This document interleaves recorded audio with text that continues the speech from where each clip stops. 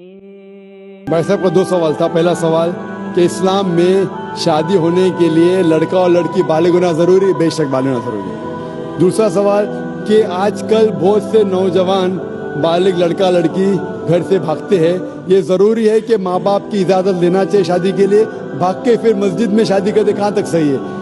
بھائی صاحب، اسلام میں ماں باپ کی اجازت فرض نہیں ہے، بہتر ہے۔ اگر آپ والدین کی اجازت لے کے شادی کرتے ہیں تو بہتر ہے، فرض نہیں ہے۔ یہ میں نے میرے تقریر میں بھی کہا ہوں۔ تقریر میں کہا ہوں کہ اللہ کے رسول نے کہا صحیح بخاری میں جلد نمبر 7 کتاب النکاح باب نمبر 43 حدیث نمبر 69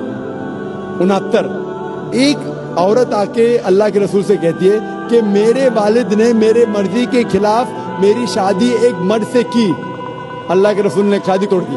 تو والدین کی اجازت فرض نہیں ہے، لیے تو بہتر ہے، فرض نہیں ہے۔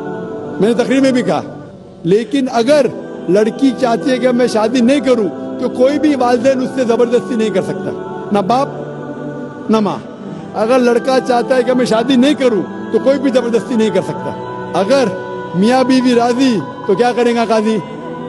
تو اگر میاں بیوی راضی ہے لیکن صحیح طریقے سے، لفڑے کر کے باہر بھاگنا نہیں چاہیے، وہ حرام ہے اسلام میں۔ ہوتا ہے کہ نوجوان لوگ کالج میں ملتے ہیں، لفڑے کرتے بھاگتے، وہ بھی غلط ہے، وہ بھی غلط ہے۔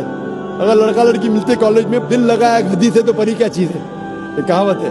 تو کیا ہوتا ہے، ان لوگ حجاب کو توڑتے، پکچر دیکھنے ساتھ میں جاتے، مستی کرتے، پیار ہو جاتا ہے، پھر گھر سے بھاگتے، تو وہ بھی غلط ہے۔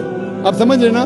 تو ان نیسیسری بنا کوئی وجہ لڑکا لڑکی کا ملنا باہر نامحرم یہ حرام ہے۔